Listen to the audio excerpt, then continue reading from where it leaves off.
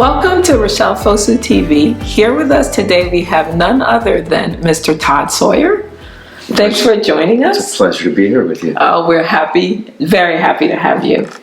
So I wanted to talk a little bit first about who you are. Just tell us who you are before we go into your thoughts around caregiving. Okay. I am a father, a husband, entrepreneur and businessman, and friend.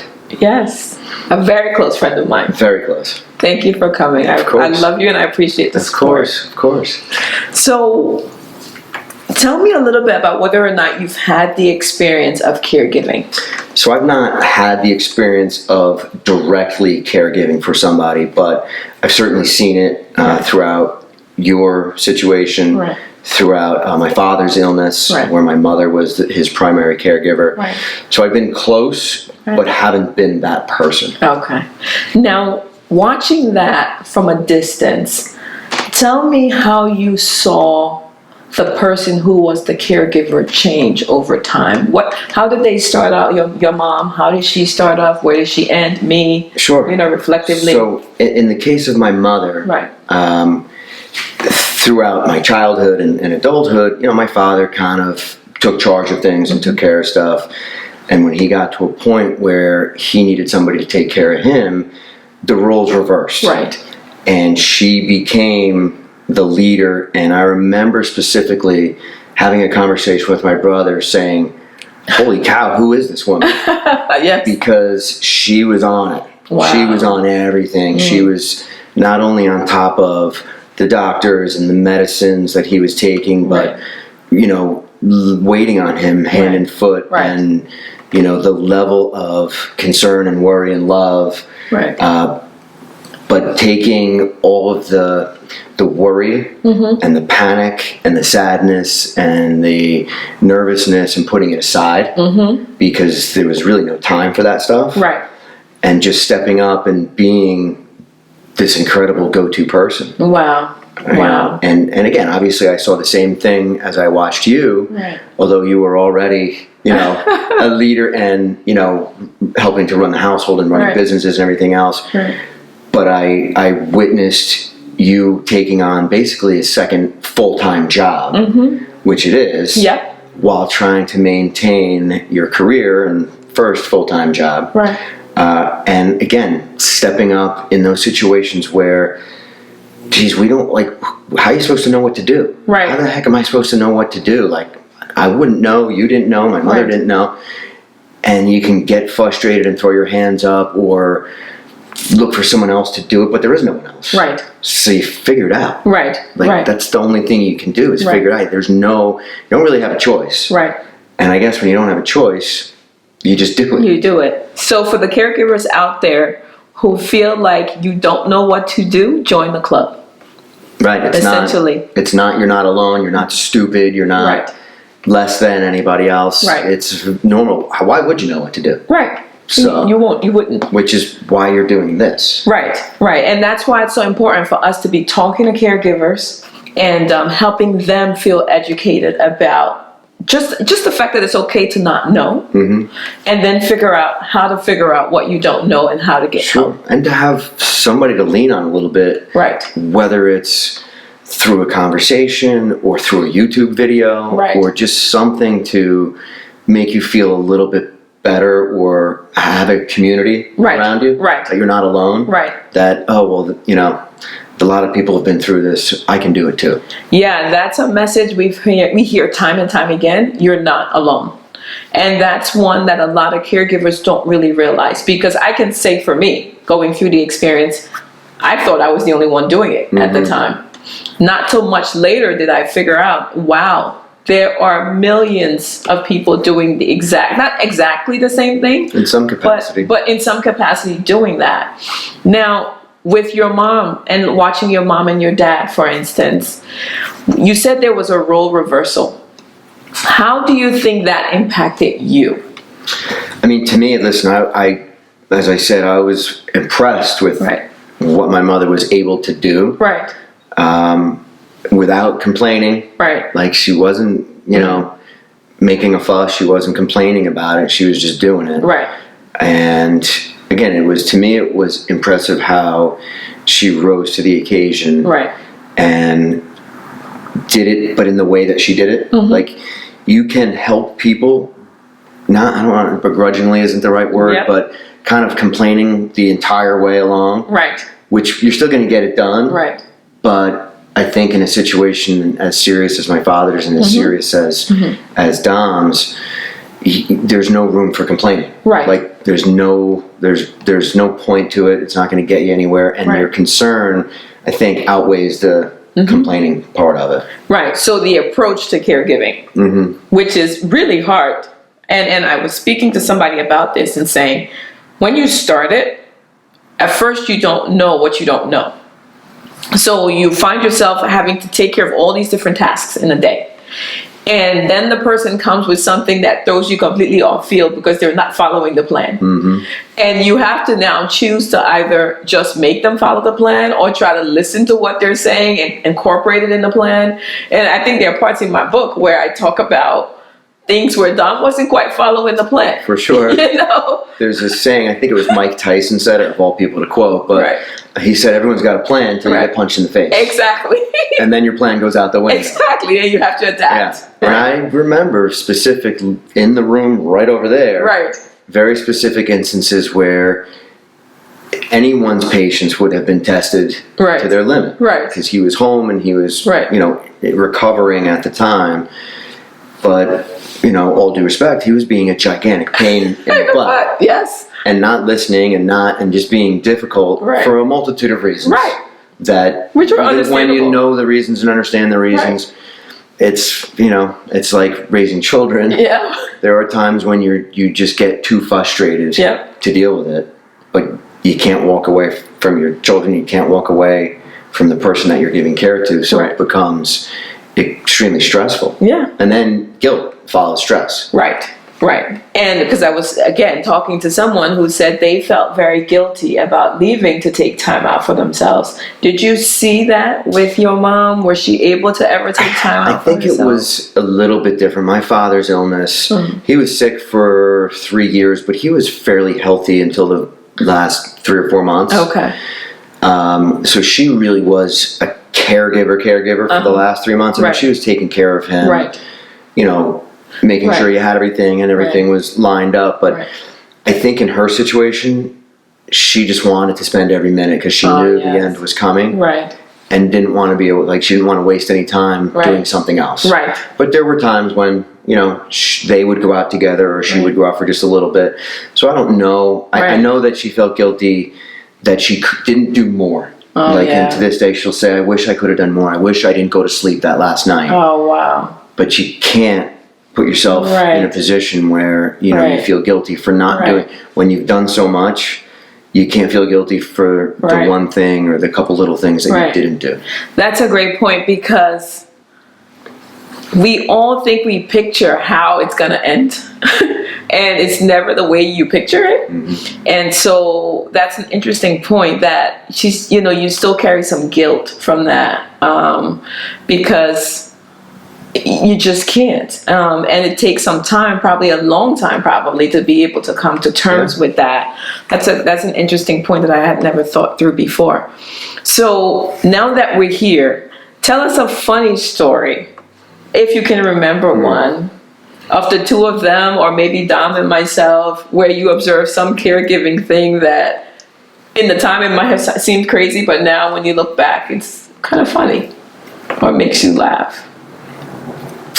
Again, the only thing that comes to mind is, again, another situation in this very house where I think we brought a bunch of food in from our favorite restaurant, Right.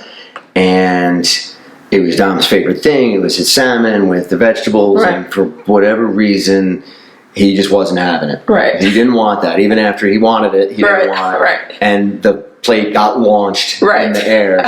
And again, it was one of those situations where I think at that point in the day, you're just like, okay, well, then I guess you're not eating. Right. And that was the end of it. But it wasn't like a big blow up. It was just, I'm just going to have to accept this. Yeah. We'll clean the fish up off the carpet and move on with the rest of our day. The challenges of caregiving. Yeah. Wow. Yeah. Again, now we can laugh about it. At the time, in the moment. it was But I will say is you didn't lose your temper. Right. You didn't, we all sat there like with our mouths dropped open. Right. We didn't know what to do. Everybody Right. looked at you to see what was going to happen. And you're like, well, I guess you're not eating that. Right. And then we're like, all right, I guess we'll just clean up then, and that'll be that. And moved on. Memories, I tell you. Yeah. And I will say just something that always struck me, and I do remember about some of the laughter. Just silly things like, and one of the times Dom was in rehab, Right. and we had taken a walk, and we went downstairs, and he was in his wheelchair, Right. and we would play games, whether it was like Connect 4, Right. or like Jenga, Right. or just something to Right. try to stimulate, Right. stimulate him so he could have Right. something to think about. Right. And I remember him laughing. Yeah. Like Wow. I don't know if I'd be in a position to laugh if Right. I was in that position. Right. I don't know. You were laughing. The kids were laughing.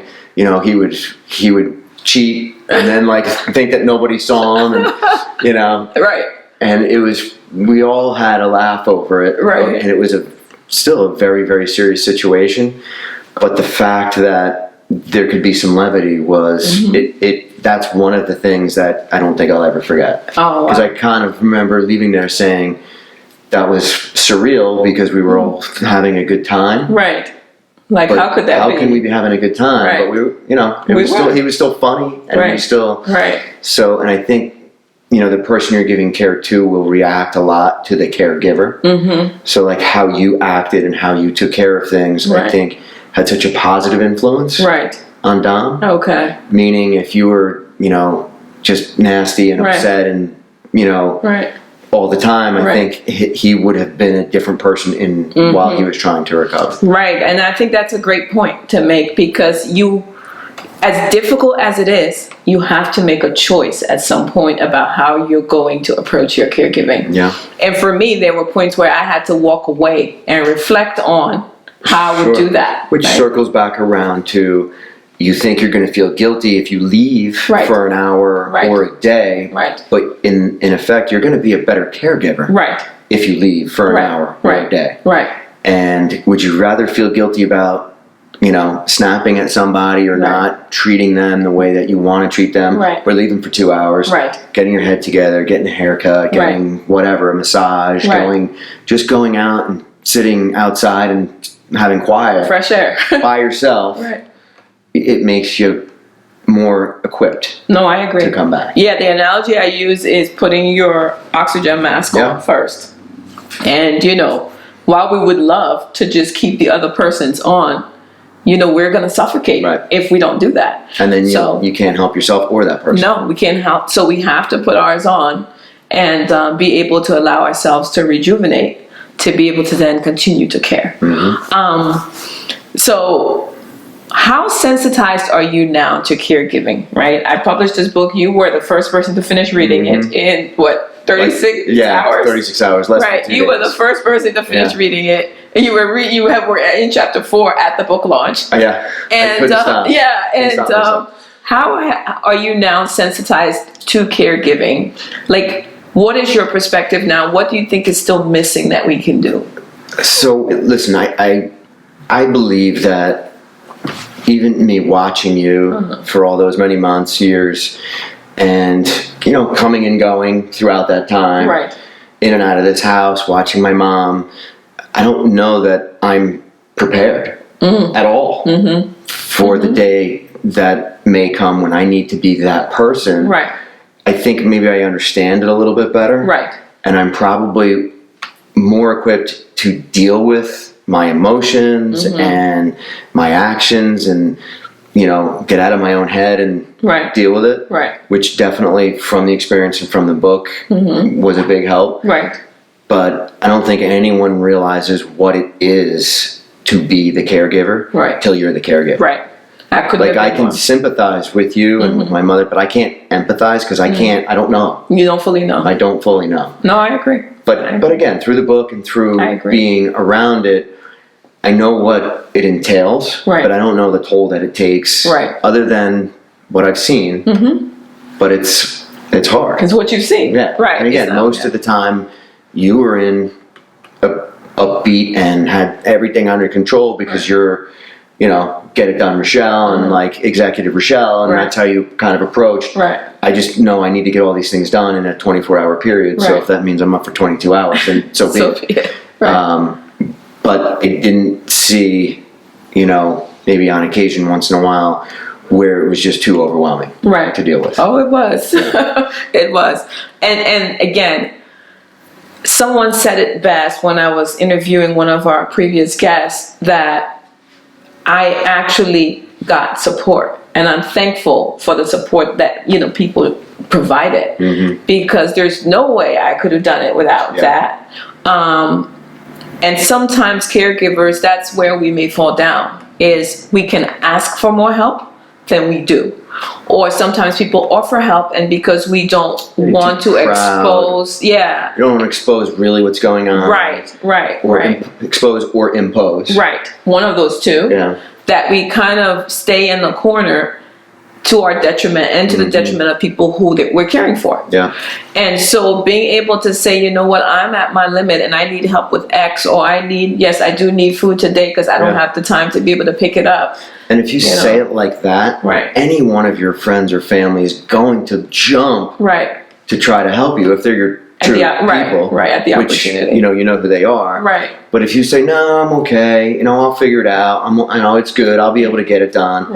People leave not really understanding, again, how much you have to do. They leave. Now you're left with all of this stuff, and the people that just left don't really know because you didn't make it clear. So again, if you say, listen, I'm at my limit, I just don't know what to do. I'm at my breaking point and I need help. Can you please do this for me? People will do it. And they're not going to do it and be annoyed. They're going to do it and be like, what else can I do for you? And that's an interesting point, because I remember very clearly how supportive you were, how supportive your wife was, and other friends we have. And let's talk about that a little bit, And because we hadn't known each other for as long as some other people we've known. But I do remember that the six of us, as I call us, the Musketeers, you guys were there through thick and thin. Like, we could never, ever repay you for that. And you didn't know us that long. No. What was it that... Well, I think when we formed this six Musketeer group, the bond was so strong right out of the gate. Because we had so much in common and we just bonded with each other. And Dom and I used to joke, like, neither one of us was really looking for a new friend. But when we found each other and became friends, we're like, I guess we're screwed now. We got to be friends forever. We just became very close, and there was never the friendship was just based on we just like each other. Like, it wasn't what you have or what you do or what I have, or we're trying to one up one another, or being in that group of people that it was just about genuinely enjoying and becoming family. And I felt close to Dom, and I associated with him, even though we came from completely different backgrounds, from opposite ends of the world. Literally. I felt this kinship, this brotherhood with him, and I felt like, it just hit very close to home. And I felt like, like a brother. Of course I'm going to be there. It wasn't really a choice. Kerry or I or Cheryl or Dwayne, we didn't make the choice to go to the hospital or go to the thing. It wasn't a choice. You just got it. It was just happening. We couldn't thank you enough for that till this day. So is there something, when you think now about caregiving, that you want to say that really touches your heart? Is there something I haven't asked that you think is important? I think that the thing that I can say is you can do it. Like, everyone can rise to the occasion. When they're challenged, just like anything else in life. You have to take that challenge and say, I can do this. And I can do it, but I need help, but I can do it. And it's not going to be easy. No, but the human mind and the human body and the human form can do a lot more than people think it can. Agreed. So you got to just say, there's no time for complaining. And certain things you can do and certain things you can't. And there's a saying that I say to myself all the time: if you can't affect it or direct it, accept it. It's a good one. And that's something that, again, to have this positiveness in a very negative situation. Right. And how you talk to yourself. Right. A lot of times. Right. I catch myself talking to myself negatively. Okay. And I work myself up into a ladder that it wasn't necessary. Right. And especially under a stressful situation, if you say to yourself, you wake up in the morning and you keep saying to yourself, I can't do this, I can't do this. Right. You convince yourself that you can't do it. Right. If you wake up every day and say, I can do this. Right. I can do this. I got this. Right. This is, I know it's not easy, but I can do this. Right. You'll convince yourself in your mind that you can do it, and you'll do it. Right. And that's important because that's one of the things that caregivers struggle with the most. You wake up in the morning and nothing has changed from the day before, and you know you're going to have another grueling day. And so you have to really decide when you wake up how you're going to approach that day. And if you're going to need some help, you better ask. Yeah. You know, because that will be a part of getting you through it as well. Well, thank you for this time. I appreciate it. My pleasure. Love you. Love you too. Thank you for coming. Of course. Thank you so much for watching this episode. If you would like your story featured, submit it at RachealFosu.com. Subscribe to this channel for more caregiving content. Thank you. Bye-bye. Bye, guys.